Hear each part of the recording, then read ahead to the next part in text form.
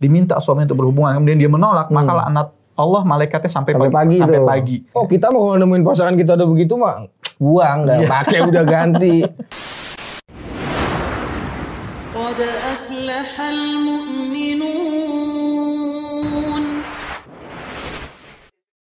Assalamualaikum warahmatullahi wabarakatuh. Waalaikumsalam warahmatullahi wabarakatuh. Lucky Pet Channel masih terjaga di tengah kancah berpacu dalam dakwah. Di era kenakalan remaja yang semakin kehilangan arah, yang kita berdua nggak mau kalau nanti mati tiba-tiba. Biar mati nggak kosong-kosong amat, bro. Assalamualaikum, Ustaz. Waalaikumsalam. Masya Allah, ketemu lagi. Kemarin ketemu lagi. Alhamdulillah. Tadi gue udah ketemu. Iya. Udah salaman. Lagi Mika di depan kamera. Ngapa nggak boleh? Oke, kita mau bahas apa saat hari ini? Mau bahas tentang, gue tanya gue jawab sendiri. Nggak apa-apa. Hari ini kita mau bahas tentang ini, Ustaz. Ngelanjutin yang kemarin bahasan. Ya kan? KDRT ini kan merupakan salah satu dari berbagai macam bentuk kekerasan yang cukup serius, Ustaz, di tengah-tengah masyarakat ini. Betul. Jadi, Anda tertarik kemarin kan ada pembahasan kita masih di kulit nih. Masih di kulit tentang KDRT sekelibetan dong, terus kelewatannya belum puas nih Mas ini. Karena ini gregetan juga nih sebenarnya nih. Iya. Kalau Islam tuh sebenarnya, Ustaz, mandang KDRT itu bagaimana sih? Taib. Satu hal yang perlu diperhatikan ya, sebenarnya KDRT itu perbuatan yang nggak patut bagi orang-orang beriman kepada pasangannya. Karena tentu ini kan banyak dilakukan oleh suami ya. Disebut KDRT itu karena mayoritas pelakunya adalah suami. Betul. Dan pelaku KDRT ini ya mungkin boleh saya katakan pengecut lah ya. Karena biasanya para pelaku KDRT ini umumnya dia galak tuh sama keluarganya aja. Umumnya. Iya. Jadi di luar sih sebenarnya mungkin bahasa inti cupu kali ya. Iya. Cupu. Karena habis. dia merasa kenapa dia melakukan tindakan KDRT begitu? Karena dia merasa begini nggak apa-apa ya? Dia merasa superior. Laki-laki itu fitrahnya dia merasa superior kepada istrinya. Maka inti kan ngerasa kan kalau istri inti misalkan bukan curhat tapi lebih kepada intervensi inti. Iya. Misalkan masalah beli motor, ya kan masalah beli motor kita langsung ngamuk ke dia kan beli motor. Nggak aman. Jadi KDRT itu kan laki-laki itu secara fitrahnya dia superior atas perempuan. Ya, sehingga dia paling anti tuh kalau diinterupsi sama istrinya. Iya. Ya kan? Ente mungkin ngerasa lah ketika misalnya istri ente ngusulin sesuatu yang sebenarnya itu ranah suami banget gitu. Ranah suami banget. Cuman ente nggak suka aja misalkan. Ini baru misal kan ya. Ini contoh misal masalah ganti lampu. Bi, nanti ganti lampu Bi ya gitu.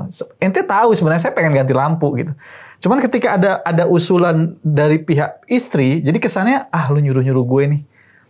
Sebenarnya itu sebenarnya sikap karakter dasar laki-laki kepada istrinya. Nah, makanya seorang lelaki itu kan disebut kata Allah kan berfirman, ar-rijalu qawwamun 'alan nisa. Laki-laki itu pemimpin, qawwam. Dia yang memimpin, dia yang menjadi teladan bagi istrinya. Dia kemudian menjadi imam. Dia sekaligus menjadi teman. Tapi dia adalah partner, bukan penguasa. Dia pemimpin, bukan penguasa. Apa beda pemimpin sama penguasa? Kalau penguasa itu dia merasa berkuasa, dia selalu di atas. Sedangkan kalau dia seorang pemimpin, dia akan membawa dia akan membawa yang dipimpinnya itu untuk selamat sama-sama. Kalau kuasa kan yang penting gua naik, yang lain nggak peduli dia jatuh. Selalu yang penting gua naik dulu. Gitu maksudnya KDRT itu berlaku karena karakter seorang laki-laki yang hanya ingin dianggap superior gitu. Dia tidak menganggap pasangannya itu adalah partner, tapi dia adalah bawahan saya. Nah, itu dari situ sudah fatal sehingga terjadilah perilaku semena-mena gitu. Jadi istri itu nggak punya hak untuk kemudian bersuara di hadapan suaminya. Jadi laki-laki itu dia merasa superior terhadap istrinya sehingga apapun yang disampaikan istri kepada suaminya itu menjadi sesuatu hal yang ibaratnya di mata laki-laki itu sesuatu yang nggak layak gitu masuk ke dalam diri dia. Padahal namanya partner itu atau namanya pasangan sehidup semati itu berarti kan dia saling mengisi kekurangan. Betul. Kenapa laki-laki itu dinikahkan dengan pasangan adalah perempuan? Karena laki-laki punya kekurangan yang itu tidak bisa ditutupi kecuali dengan kehadiran seorang perempuan. Bener, ngakur nih. Iya kan? Iya. Dan perempuan juga begitu. Kenapa dipasangkan dengan laki-laki? Karena tidak ada kesempurnaan seorang perempuan kecuali diisi dengan laki-laki. Iya. Jadi saling mengisi Ustaz ya? Maka saling mengisi. Seperti matahari dan bulan kan? Betul. Sehingga kalau kemudian ada pelaku KDRT, itu berarti dia merasa superior. Dia seolah-olah sempurna sendiri. Dia lupa bahwasannya pasangan adalah partner yang harus berjalan seiring menuju cita-cita yang didamba. Masya Gitu. Allah. Tapi berarti kalau kayak begitu, ada korelasi nggak dengan suami yang sebenarnya dia bermasalah dengan jiwa kepemimpinan gitu? Ya tentu dari situ dia sudah bermasalah dengan jiwa pemimpinan ya. Berarti jiwa qawam dia di situ nggak ada gitu loh. Padahal Allah bilang lelaki itu qawam, artinya fitrah laki-laki itu, terutama yang beriman kepada Allah Subhanahu Wa Taala, dia harus menjadi qawam, menjadi memang pemimpin, pengayom, pelindung, ya bahkan kalau perlu pelayan gitu. Ya mungkin yang tidak diketahui banyak laki-laki bahwasannya sebenarnya pekerjaan rumah tangga itu tugas laki-laki, bukan tugas wanita. Dan main-main Ustaz. Lah, ini kita langsung dikena hujan nih pulang ini. Beneran itu tapi. Benar. Jadi gini, ketika kemudian hadis Nabi mengatakan kalau seandainya aku dibolehkan memerintahkan seseorang itu bersujud kepada makhluk, kepada manusia, maka aku akan perintahkan perempuan itu untuk bersujud kepada Suami. Ini suaminya. bener nih. Ini saya pernah dengar ya. Benar. Ini hadis karena apa? Karena besarnya hak suami daripada istrinya. Gitu, satu. Yang kedua, kemudian kalau ada hadis yang mengatakan kalau perempuan itu malam hari dipanggil suaminya, ya, diminta suami untuk berhubungan, kemudian dia menolak, maka laknat Allah malaikatnya sampai pagi. Gitu. Nah, tapi yang dilupa oleh para pria adalah bahwasanya dalil-dalil itu Riko, Hei, kepet. ngapain kok? Ini nggak tahu loh. Apa sih itu? Udah pakai ini belum? Belum? Wah, parfum enak banget ini non alkohol. Hari ini belum. Jen parfum. Coba saya lihat. Banyak varian rasanya ini. Apa aja itu? Banyak ada lovely juga untuk cewek. Wah, mantep dah. Buat apa sih emang kamu dagang-dagang itu? Iya, kamu beli kamera kan mahal. Oh, Kali ini gitu. dengan jualan ini kan lumayan. Ini produk siapa sih? Produk kita ini. Oh, ternyata saya lupa ingatan. Mana sih? Ini ada pengaruh ruangan juga loh gitu. Apa tuh namanya? Zen Air Fresher. Fresh udah pakai ini insya Allah ini. Itu rasa apaan? Ini kiswah. Kiswah yang berarti wanginya kayak di Ka'bah. Ah, iya. Yang buat tutup Ka'bah itu kain kiswah. Betul. Ini banyak ini kalau siapa tahu banyak yang beli ini kan kita bisa beli kamera kan. Emang berapa sih harganya itu Riko? Ini ya kalau mau tahu lebih lanjutnya nanti bisa pesan di sini. Oh gitu. Nanti ada nomor di bawah. Kalau pada mau mesen, mudah-mudahan insya Allah ini enak banget baunya. Iya Wangi seger banget sekali kan? nih. Langsung order aja. Oke? Oke. Saya boleh bawa pulang nggak? Boleh 1. 2. Jangan dong. Tadi kamu dapat 2. Buat jual ini buat beli kamera. Oh iya. Ini sekali nih. Oke. Oke Riko, saya pamit pergi dulu ya. Yo. Terima kasih.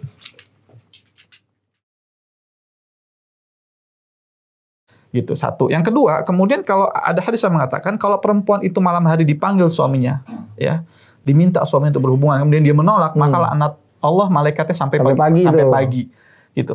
Nah, tapi yang dilupa oleh para pria adalah bahwasanya dalil-dalil itu terikat dengan bagaimana dia memenuhi kewajibannya kepada istrinya. Memperlakukan istrinya. Gitu. Iya dong. Jadi kewajiban-kewajiban itu dipenuhi, maka hak anda akan terima.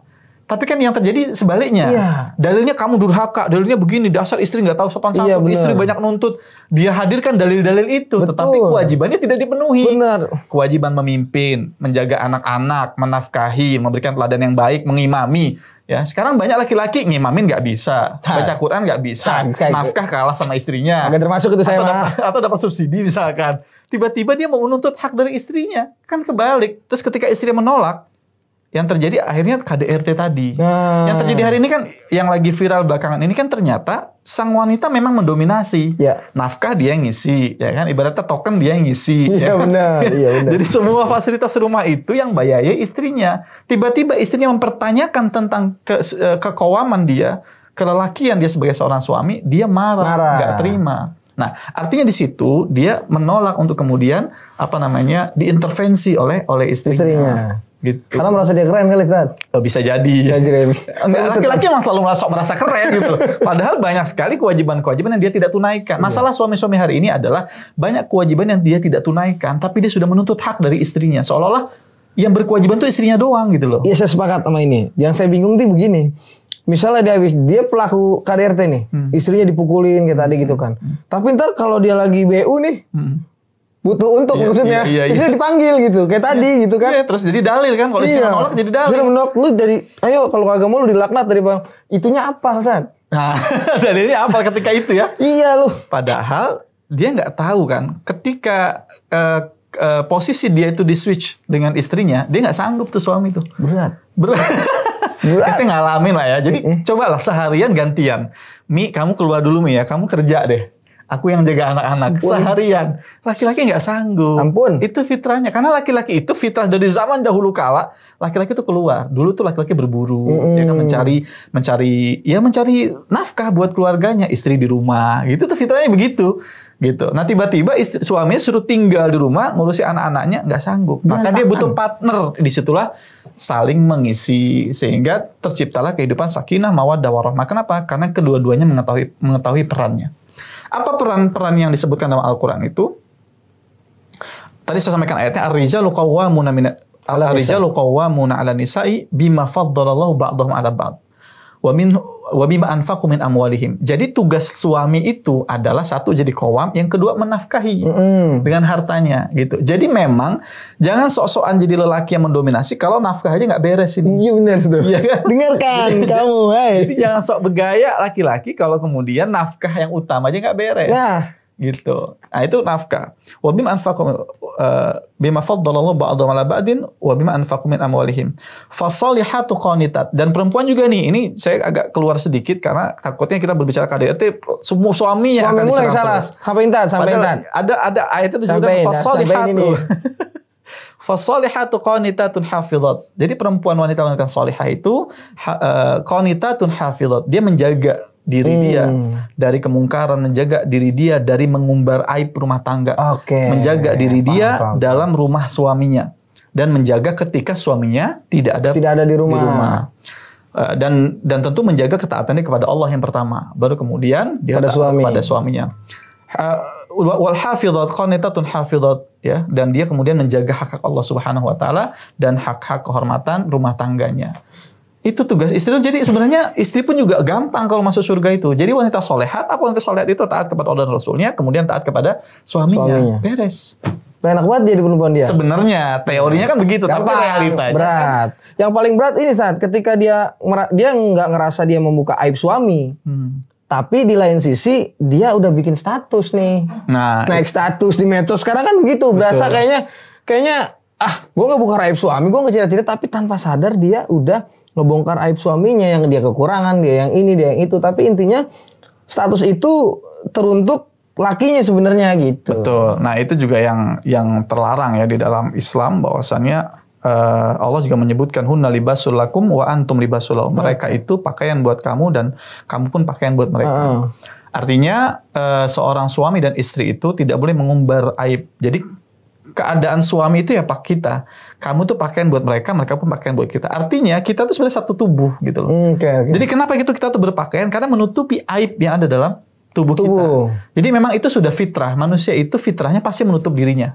Jadi kalau ada yang membuka-buka dirinya, yang menampakkan auratnya, aibnya dalam tubuhnya, itu sebenarnya dia kehilangan fitrah satu. Yang kedua sebenarnya dia sedang menjatuhkan dirinya ke dalam kehinaan. Astagfirullahaladzim. Kalau misalnya perempuan yang suka telanjang, waliyadzubillah, ya, laki-laki yang kemudian tidak menutup auratnya, sebenarnya dia sedang mengumbar aibnya, dosa-dosa dia sendiri.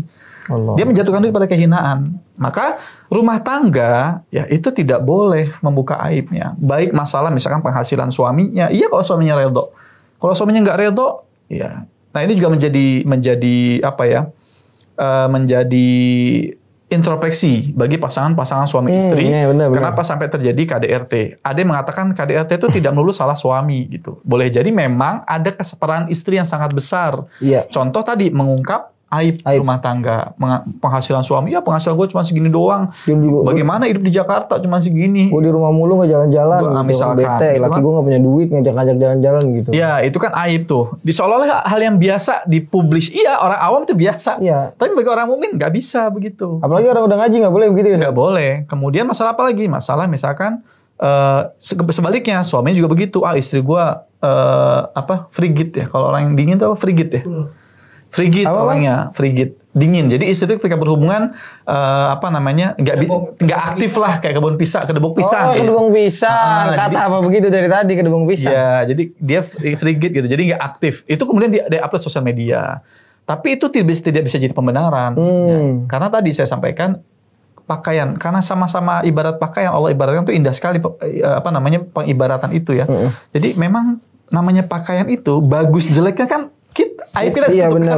Itu diri kita gitu loh. Jadi ibarat kita cermin itu suami istri itu ya itu kamu itu gitu dalam cermin itu. Berarti secara nggak langsung ketika dia membongkar aib keluarganya atau pasangannya, dia secara tidak langsung dia lagi pelan-pelan nih misalnya ke meja nih.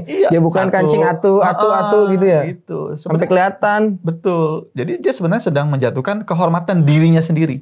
Jadi kesannya sang istri menghina suaminya atau suaminya mengangkat keburukan istrinya di sosial media. Hakikatnya sebenarnya dia sedang menjatuhkan dirinya sendiri di hadapan publik. Gitu. Makanya anti banget kemudian kaum muslimin itu orang beriman itu mengpublikasi permasalahan rumah tangganya. Bahkan kalau bisa nggak ada yang tahu kecuali dia orang nih. Berdua nih. Kalau perlu selesaikan masalah itu berdua gitu. Kan rata-rata juga selesai berdua tuh kan setelah bergumul. Habis berantem besok pagi keramasan. Iya, habis bergumul kemudian berkumpul. Kan gitu. Beres masalah itu. Ya, selesai. Gitu. Jadi kalau ada masalah belum selesai jangan-jangan ada masalah saya suka beranalisa begitu. Jangan-jangan masalah rumah tangga itu masalahnya ada di ranjang juga gitu bisa jadi. Bisa jadi ya. Iya, tapi nanti lah itu pembahasan sendiri lah. Itu panjang itu. Kalau habis hujan lagi. Banyak banyak bertanya. Malu bertanya sesat di ranjang. Malu bertanya. Saya udah baca itu bukunya. Malu bertanya sesat di ranjang. Itu boleh itu ntar kajian sendiri. Iya boleh itu. Nah itu tadi aib ya. Masalah aib itu pakaian. Jadi pakaian Anda itu bagus jeleknya yaitu Anda yang pakai. Makanya nggak usah diumbar-umbar. Nah tapi itu bisa jadi salah satu faktor ya Ted? Iya bisa jadi penyebab munculnya KDRT itu karena tidak ridho satu dengan yang lainnya atas publikasi yang dia lakukan. Oh berarti saya udah bener. Karena gini, orang mengungkap aibnya ke publik itu kan pekerjaan yang dilaknat. Sesuatu yang terlaknat tentu tidak barokah dalam kehidupan seorang mukmin. Nah, ketika kehidupan dia tidak berkah atau tidak diridhoi oleh Allah Subhanahu wa taala, tentu akan munculkan masalah-masalah yang tadi. Kesannya kecil-kecil tapi ketika berkumpul menjadi sesuatu hal yang besar. Ya kan ibaratnya kalau masalahnya itu didiamkan terus akhirnya terakumulasi kayak bola salju gitu akhirnya menghancurkan segala hal.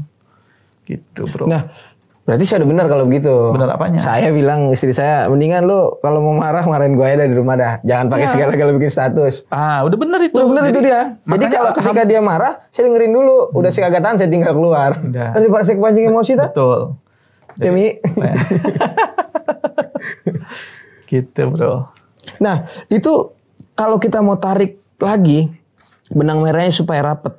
Berarti orang yang melakukan KDRT itu tidak semua orang awam. Ada juga orang yang sudah menikah atau dia sudah bukan menikah. Orang sudah ngaji tapi masih melakukan KDRT. Iya, KDRT itu tidak hanya bicara orang ngaji atau nggak ngaji. KDRT itu kan perilaku. Perilaku keliru yang mungkin tadi kurangnya sifat qawam. Yang pertama tentu secara karakter sifat qawamnya itu mungkin lemah. Yang kedua dia merasa mungkin superioritasnya terancam. Ya kan banyak kan betul. Superioritas laki-laki itu terancam atau suami terancam itu biasanya karena tadi istrinya mungkin bekerja secara penghasilan lebih besar atau kemudian secara duniawi memang istri ini lahir dari keluarga yang tajir, melintir misalkan, sedangkan dia orang biasa saja. Itu kan hal-hal yang mengancam ibarat singa itu teritorial. Jadi ada yang mengancam teritorial dia gitu sehingga dia was-was terus tuh gitu. Nah, orang-orang seperti ini yang kemudian terbawa, makanya kenapa qawam itu perlu kita lihat kepada teladan-teladan yang benar ya.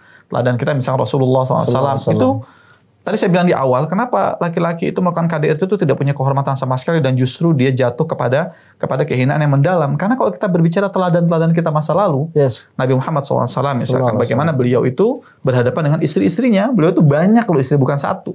Beliau itu istrinya banyak, yang diurus banyak. Beliau panglima perang, beliau juga presiden, beliau juga kemudian tokoh masyarakat yang kalau ada masalah datang kepada beliau, dan beliau kan ente merasa kan mengurus istri satu aja ribet. Gimana? Beliau 4 masih sempat diurus ya? 9 bro. Oh iya 9 ya? 9. Nah tapi dalam kondisi seperti itu, bayangkan ketika dalam suatu kisah Rasulullah SAW kedatangan ketika bersama sahabatnya, kemudian kedatangan dapat ini makanan marok gitu ya, kayak sop gitu ke rumah. Tapi dari siapa? Dari Hafsah. Sedang saat itu Nabi SAW sedang berada di rumah Aisyah. Ibu Aisyah, betul, Ya kan? betul. Marah dong. Ya, Marah. Cemburu lah, marah. Kemudian tiba-tiba ya biasa di belakang ada suara-suara yang nggak enak gitu kan. Tiba-tiba sahabat bertanya, ada apa ini? Oh, ibunda kalian sedang cemburu. Tapi kan beliau tidak kemudian masuk dalam diem. Nah, kan nggak begitu. Enggak. Tapi Nabi menenangkan sahabat-sahabatnya, biasa ibunda kalian sedang cemburu. Masya Artinya Allah, apa? Masya Allah. Nabi ingin mengajarkan kepada sahabatnya bahwasannya karakter wanita itu begitu, jangan kamu kasari. Gitu loh. Kamu pahami dulu kenapa dia emosi loh. Ente kan ngerasakan 24 jam istri itu nggak berhenti bekerja. Iya, Apalagi punya bayi. Misalkan Iya, nyusui, dia nyuci juga piring. Enggak, piring saya, Tat. Piring saya. Makanya ketika Umar bin Khattab radhiyallahu anhu ya kedatangan, dia Amirul Mukminin waktu itu, kedatangan sahabatnya ingin curhat masalah rumah tangganya. Yeah. Tiba-tiba kelontang-kelontang ya, itu bahasa kita hari ini lah ya, bunyi itu di dapurnya. Baru depan pintu nggak jadi. Umar yang lihat, hei sini ngapain teh? Nggak apa-apa Amir. Kenapa? Tadi mau kesini. Iya tadi saya mau curhat masalah rumah tangga. Cuma melihat rumah tangga Amirul Mukminin kok kayaknya lebih hebat ya. Jadi saya nggak jadi curhat gitu. Apa kata sahabat Umar radhiyallahu anhu? Kata beliau, kita maklumi saja karena dia kan yang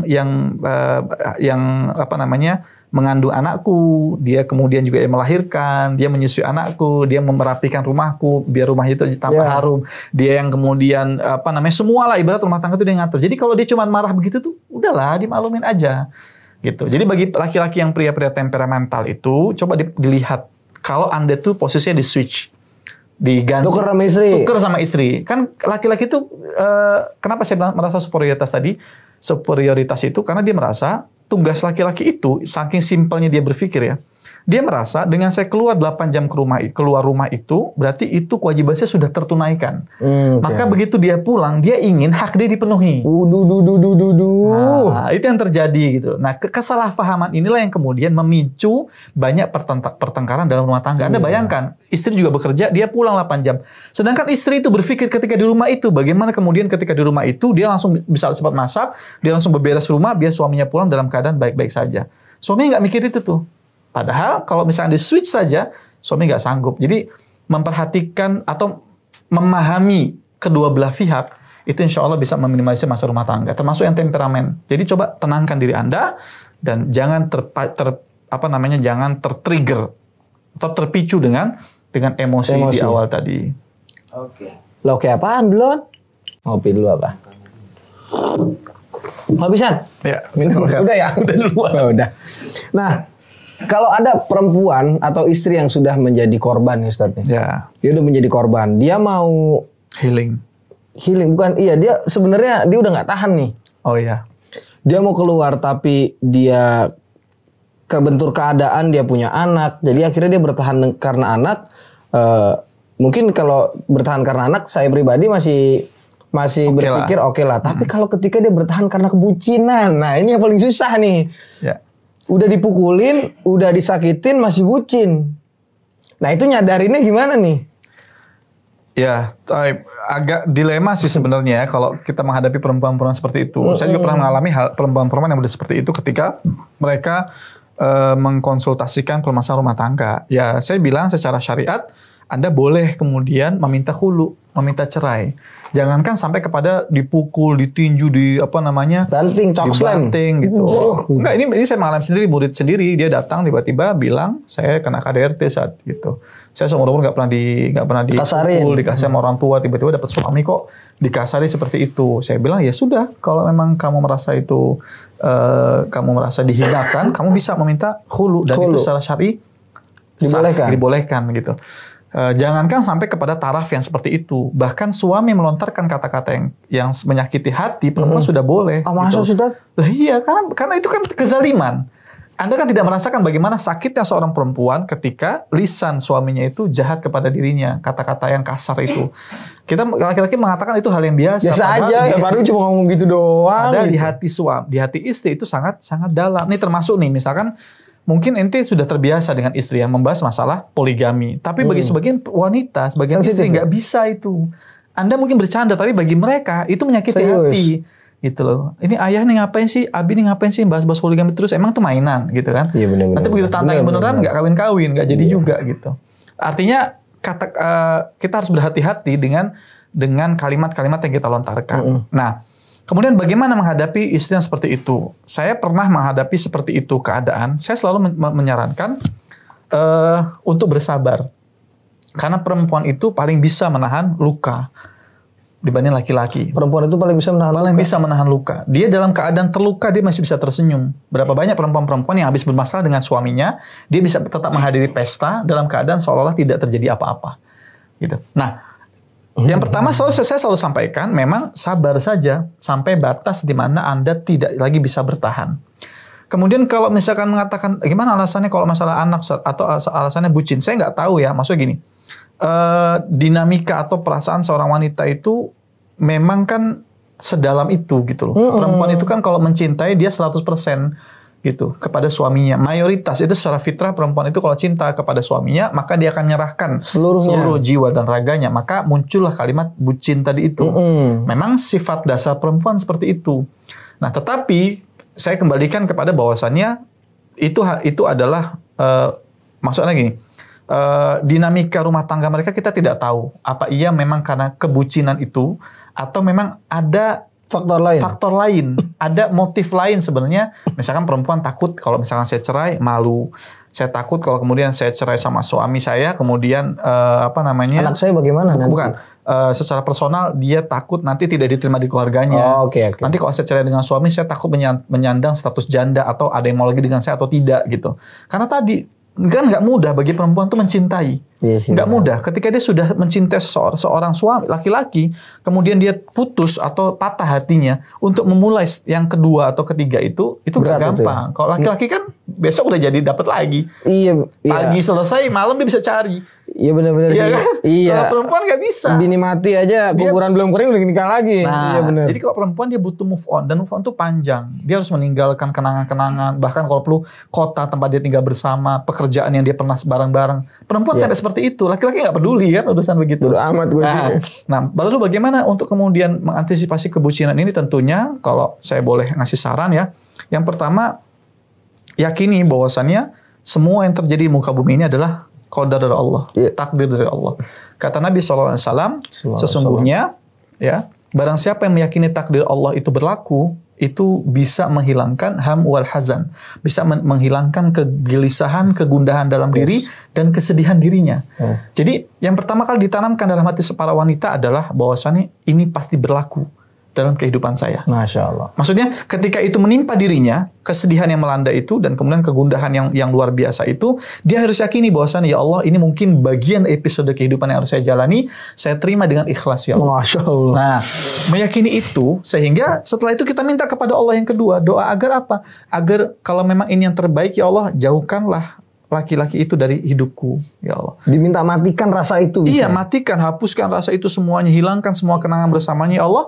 Ya, biarkan aku ikhlas dengan takdir ini. Nah, kalau Allah sudah meyakini takdir dari Allah Subhanahu Wa Taala, berarti dia yakin bahwasan itu adalah bagian daripada episode kehidupan dan dia nggak boleh give up, gitu loh. Dia harus move on, gitu loh. Ketika dia sudah meyakini itu, maka step yang kedua adalah dia meminta kepada Allah agar menghapus semua ingatan dan kenangan-kenangan bersama suaminya itu. Ada urusannya anak nanti dan seterusnya, masalah dunianya. Kan dia sebelum sama suami dia punya dunianya. Dia punya rezekinya sendiri.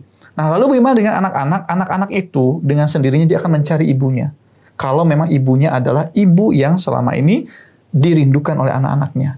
Dan seorang bapak nggak sanggup dia ngurusin anak-anaknya. Iya. Jadi bersabar sedikit para ibu untuk apa? Untuk meraih kecintaan anak-anaknya kembali.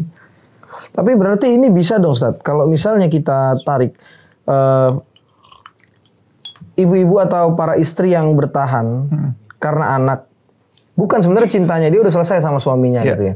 Tapi kekerasan dan perilaku suaminya dulu tuh itu masih membekas menjadi trauma buat diri dia. Bahkan itu bisa berimbas kepada anaknya juga, yang akhirnya si ibu untuk membuka lembaran baru lagi agak berat, masih takut. Anaknya pun begitu, khawatir kalau ibunya mendapat suami baru, bayang-bayang perlakuan ayahnya ini bisa masih ada gitu. Ya tadi kita kembalikan kepada Allah. Jadi gini, ketika kita meyakini takdir Allah itu sudah menimpa kita, kan saya selalu menyampaikan, dalam sebuah asar itu disebutkan, kullu ma asabaka lam yakun liyukhti'ak. Setiap perkara yang pasti akan menimpa dirimu, nggak akan meleset. Nah, Gitu loh, pasti akan sampai kepada kita. Nah, Pasti. termasuk tragedi-tragedi yang menimpa para muslimah dalam rumah tangga mereka, itu kan ya dunia kan nggak akan selalu di bawah.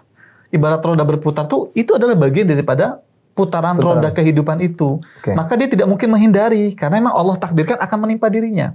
Nah, lalu bagaimana menghilangkan trauma tadi, misalkan trauma ketakutan dan sebagainya, itu adalah fitrah. Ya, lalu bagaimana? Ya tadi saya bilang, tidak ada obat yang mujarab untuk menghilangkan trauma-trauma tersebut kecuali kembali kepada Allah dan meminta kepada Allah untuk dihapuskan. Ya kan? Karena itu perkara gaib. Sebagaimana kita meminta jodoh yang terbaik, maka menghilangkan seseorang dalam kehidupan kita pun juga itu perkara yang terbaik. Masalahnya seringnya adalah kita itu selalu berimajinasi dengan perkara-perkara dalam kehidupan kita.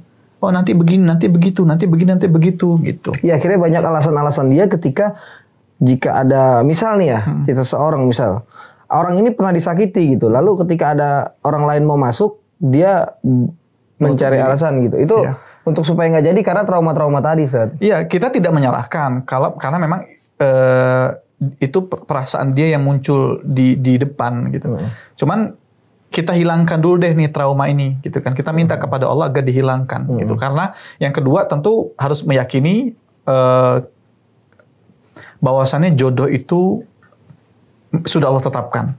Maksudnya gini, trauma itu akan hilang ketika kita betul-betul meminta kepada Allah agar ditetapkan jodoh yang terbaik dalam kehidupan kita. Makanya dalam doa istikharah itu apa? In kunta ta'lam anna hadzal amru khairun fi dini wa ma'ashi faqdurhu li. Ya kalau memang ya Allah nikah ini si fulan itu jodohku, maka mudahkanlah, dekatkanlah dia denganku, mudahkanlah urusan aku bersamanya. Nah, masalahnya tadi saya bilang kita tuh lebih sering mengedepankan asumsi kita, hitung-hitungan kita, ketakutan-ketakutan kita, pertimbangan-pertimbangan kita daripada menyerahkan kepada Allah urusan ini. Padahal kata Allah, wa may yatawakkal 'ala Allah fa huwa hasbuh. Siapa saja yang bertawakal kepada Allah, maka cukup Allah itu bagi kita.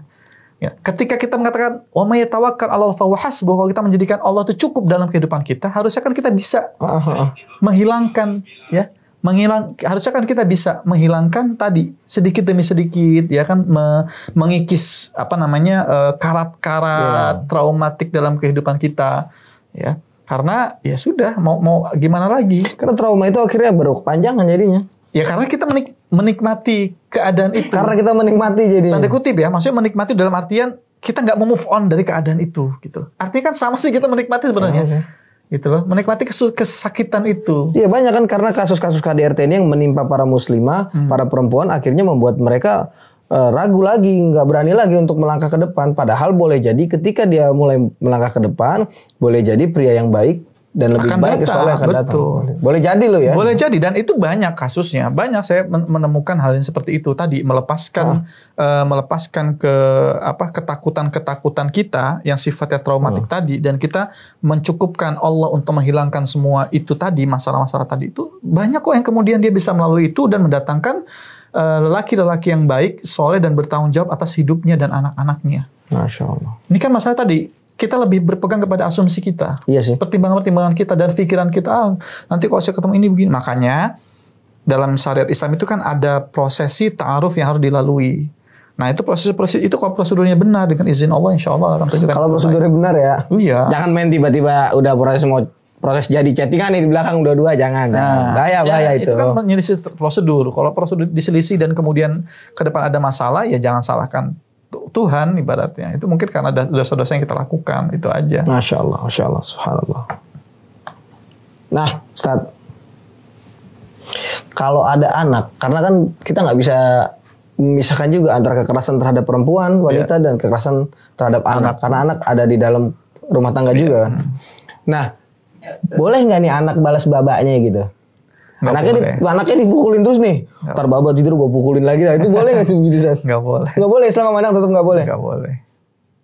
Nggak boleh karena apa namanya ya masa kezaliman itu tidak boleh dibalas dengan kezaliman ulang gitu. Oke.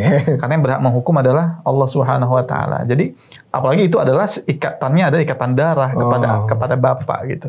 Bapak ente musyrik kafir aja nggak boleh sembarangan membunuh kok, apalagi kemudian gara-gara masalah kalau emaknya main ente pukul bapak, nggak boleh. Justru seorang ibu yang baik dia akan mengajarkan kepada anaknya Jangan kayak gitu ya, jangan Nak. seperti itu Iya. gitu. Bukan justru nah, ibu sakit, sikat bapak kamu kan nggak begitu. Iya. Itu bukan ajaran Islam yang baik. Justru seorang ibu yang baik, tadi saya bilang, ibu boleh menahan rasa sakit, tetapi dia tidak boleh menunjukkan itu kepada anak-anaknya. Ini menarik berarti. Karena anak-anaknya ke depan kan akan jadi bapak. Iya benar. Ini menarik. Kalau misal anak nggak boleh melawan, ketika istrinya dipukul suaminya, boleh nggak istrinya membela Loh, diri? kalau dia bukan ini kasusnya berbeda nih. Kan itu tadi beda. bilang membalas boleh nggak Ustaz? Atau ketika dia melihat kejadian langsung.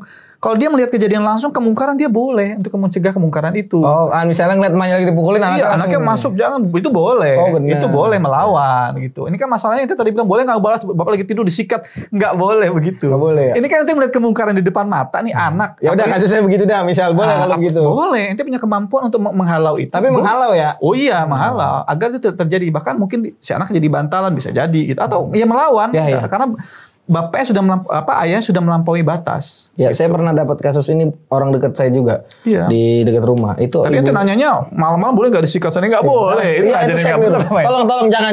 Enggak, emang saya sengaja biar masuk. Iya. Tapi kalau kondisinya realnya si bapak mukulin di situ, anaknya ada di situ, anaknya harus mencegah. Oh, benar, Karena berarti. itu case-nya adalah mencegah kemungkaran. Apapun yang sudah terjadi, maka nggak bisa jadi alasan itu jadi bunuh bapak ente, nggak boleh. Oh, Masya Allah, berarti teman saya benar dong dia. Emaknya mau dibacokin sama bapaknya, Ustaz. Nah, dia di depan. Akhirnya dia ketangkis, celuritnya masuk, bapak hanya diberi.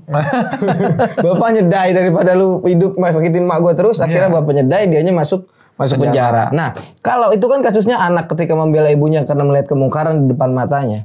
Kalau statusnya istri yang membela dirinya, istrinya nih MMA juga nih, atlet nih.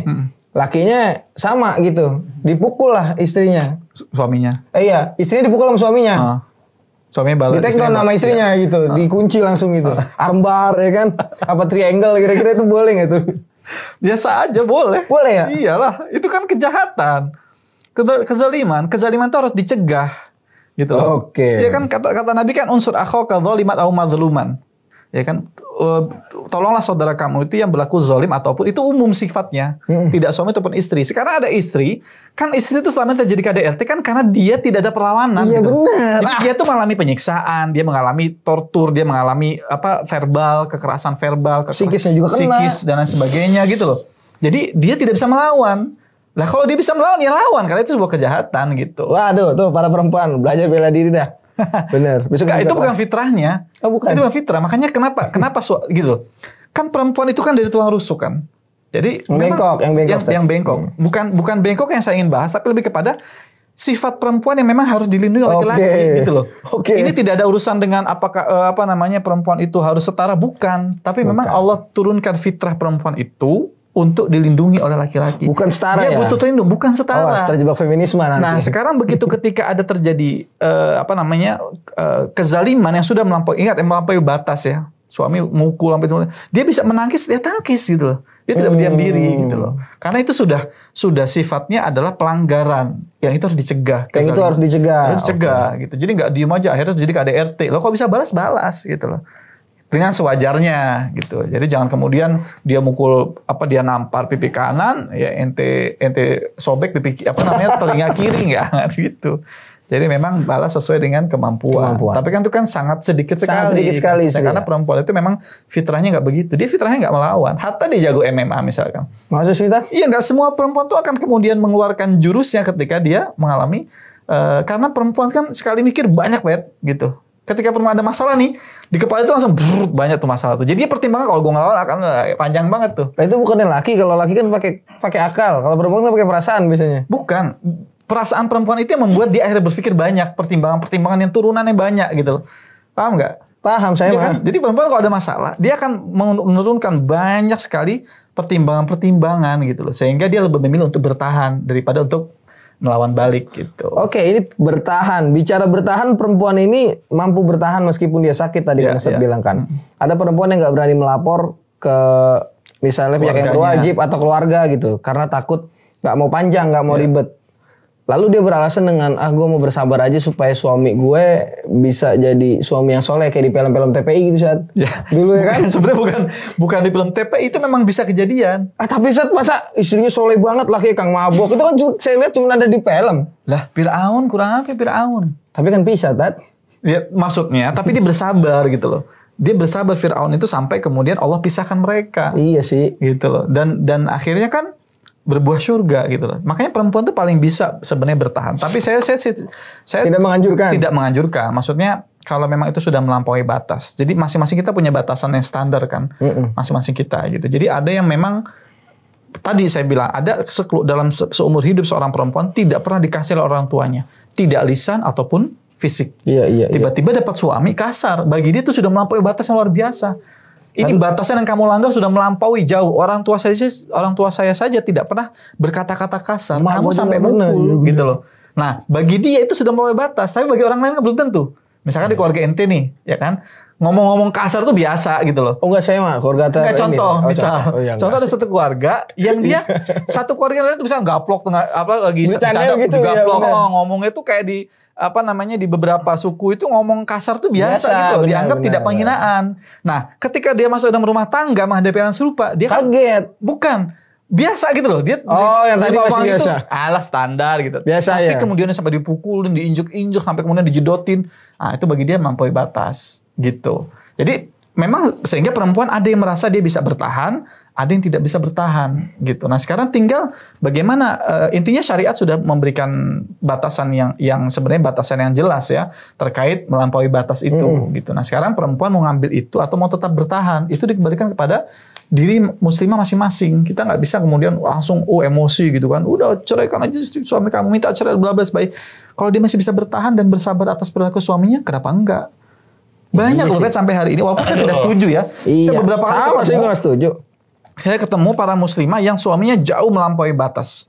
Tapi misalkan suaminya tukang mabok, pulang mabok, kemudian ada yang terang-terangan selingkuh depan istrinya, bahkan pernah membawa istrinya selingkuhnya datang ke rumah. Istrinya tetap bersabar. Ya, kita nggak tahu. Dia mungkin punya doa-doa yang mujarab yang dia minta sama Allah Subhanahu wa taala. Lah kita nggak bisa berpikir. Kita nggak bisa berpikir secara emosional. Nggak sampai di kepala saya ini. Karena ya tadi kan pria. Iya, bener. Perempuan kan berbeda sudut pandangnya. Oh, kita mau kalau nemuin pasangan kita udah begitu mah buang dan pakai udah ganti. Palang pintu dengan palang pintu yang lain. Baru. Iya. Kalau laki sih begitu, Ustaz. Iya. Nah, kalau perempuan nggak bisa begitu. Tadi kan dia pikiran anak, pikiran nanti menjanda jadi fitnah, bagaimana kata orang tua, warga, kemudian bagaimana nanti dunia dan akhirat dia. Kan dia banyak pikirannya. Jadi sebenarnya pikirannya banyakkan perempuan kalau untuk perihal ini. Iya, dia banyak sekali turunan-turunannya yang menggelayuti kepala mereka gitu. Makanya ya kita tidak bisa menjudge atau menilai secara zahir apa adanya, tapi butuh penalaran lebih, butuh investigasi, butuh riset dan seterusnya. Baru kita bisa menilai, oh memang selayaknya Anda begini dan begitu. Berarti kalau riset itu perlu nggak satu perempuan dong. Oh iya, perlu. Makanya konsultan itu harus banyak bertemu orang, nggak bisa satu dua kemudian kita menyimpulkan. Saya selalu sampaikan begitu. Jadi kita nggak bisa menilai perempuan dari satu sudut perempuan gitu. Tapi banyak ya bisa dari bacaan, bisa dari kemudian testimoni orang, bisa dari kemudian diskusi dengan publik dan seterusnya. Saya pernah berbicara masalah ini. Saya bilang perempuan itu secara fitrahnya kalau mencintai seorang laki-laki dia 100%. Ada yang interupsi, enggak Ustaz saya nggak begitu. Bukan. Ini fitrah. Maksud saya laki-laki itu dia kalau mencintai nggak 100% itu harus jujur saya bilang. Tapi perempuan itu 100% itu fitrah dasar. Adapun ada yang keluar daripada itu in case aja, tidak. Tapi yang semua mayoritas pasti seperti itu. Perempuan ya. Perempuan. Gitu. Karena hatinya dia Allah lebihkan ya. Iya, Allah lebihkan, perasaan lebih misal dia ngurus anak, dia mampu ya. Iya mampu. Ini multitasking lagi masak, ngurus anak. Yang satu masih gini-gini nempel kan. Iya katanya laki-laki kuat, tapi gendong anak kuatan perempuan. Tetap laki-laki nggak kuat. Orang ada obat kuatan. Iya. Istri itu gendong anak sambil masak ya kan, dan dia nggak kerasa gendong anak tuh sudah berjam-jam. Laki-laki 15 menit aja Mimi Anaknya mau Kayaknya mau nyusu nih kayaknya. Iya. Modus aja. Iya, bener, Katanya bener. kuat, tapi gendong anak nggak sanggup. Nah itu laki-laki. Jadi jangan lagu-lagu aja laki-laki. Tuh, siapa? Terakhir Ustaz. Ya. Seruput kopi dulu dong. Oh iya. Masya Allah. Bismillah. Kayak dia saya minum mulu. Nih, dia Ini sama apa Zen Zen parfum air fresher. Ini yang kiswah nih. buat gorden, sejadah. Nih. Ntar tinggal di deskripsi ada harganya. Mesennya juga bisa. Oke, saat ini mungkin pertanyaan terakhir dan sekaligus closing statement ya. Ya. Nasihat untuk suami istri supaya dia nggak jadi pelaku, supaya dia juga nggak jadi korban, ya dia hidup layaknya orang normal deh gitu maksudnya. Karena kalau anda lihat pelaku KDRT itu nggak normal, kayak sakit gitulah perempuan empuk begitu halus dipukulin, tampolin, kan agak kayak sakit gitu Seth. Iya, tentunya bagi keluarga-keluarga muslimah yang pertama tentunya ya bertakwa kepada Allah ya. Yang mungkin yang pada kajian sebelumnya saya pernah bahas masalah kiat imaniyah. Ya. Jadi kita memang menghadirkan kehidupan yang bertakwa kepada Allah. Suaminya juga dia menjaga dirinya agar lebih dekat sama Allah, menghindarkan hal-hal yang dilarang, mendapatkan penghasilan juga yang halal dan thayyib ya. Tidak semuanya dilabas, tidak semuanya diambil karena ada aturan-aturan yang Allah tetapkan dan tentu itu akan berpengaruh kepada kehidupan rumah tangganya. Apa yang dia bawa ke rumah, apa yang dia kasih makan buat anak dan istrinya, itu bisa berpengaruh dalam kehidupan rumah tangganya. Kemudian setelah suami istri bertakwa kepada Allah, tentu Allah akan memberikan keberkahan dalam rumah tangga tersebut. Dan Allah akan menjaga setiap ada friksi-friksi, maka Allah akan membantu keluarga itu untuk menyelesaikannya secara baik. Kemudian yang kedua, tentunya bagi para suami, kata Allah Subhanahu wa taala, wa asyirhunna bil ma'ruf, dan bergaulilah istri-istri kamu itu dengan cara yang baik. Oke. Gitu. Jadi saling menghargai, saling memahami bahwasannya kita tuh nggak lengkap tanpa pasangan kita. Yes. Bagi para suami, Anda tidak lengkap, Anda tidak sempurna tanpa pasangan, dan sebaliknya seorang istri juga begitu, dia tidak sempurna tanpa adanya suaminya. Maka kemudian ayat tadi juga ditegaskan oleh Allah, ar-rijalu qawwamun 'alan nisa. Jadi peran kedua pihak ini harus difahami masing-masing. Okay. Suami sebagai pemimpin, maka bertindaklah sebagai pemimpin yang baik. Istri sebagai rakyat, sebagai orang yang dipimpin, maka jadilah rakyat yang baik, menjaga hak. Saling memenuhi kewajiban, ya. Insya Allah nanti hak-haknya akan Allah turunkan dalam rumah tangga itu.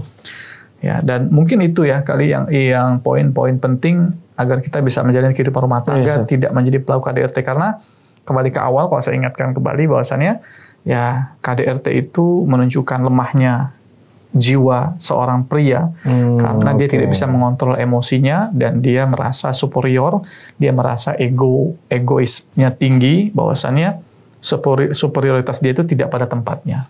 Gitu. Jadi fahami itu bahwasannya keberadaan istri kita itu sangat kita butuhkan ya.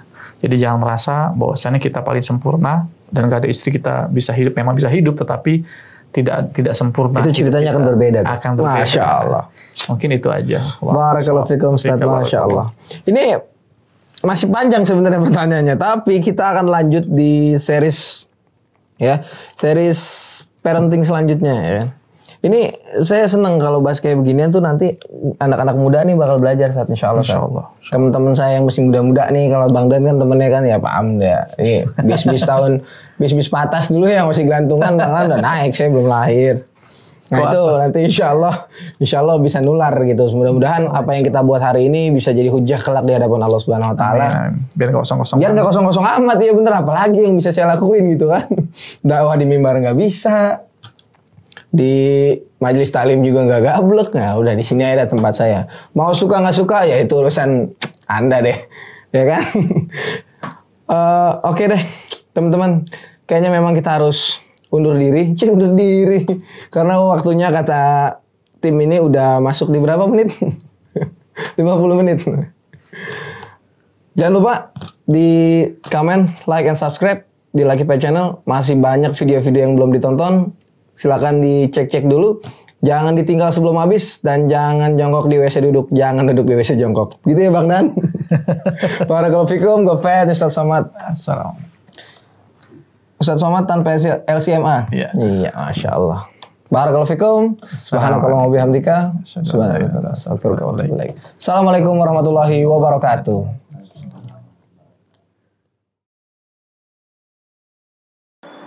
Lucky Pad Channel. Apa nama channelnya? Lucky Pet Channel Ustaz. Masya Allah, ajib. Lucky Pet.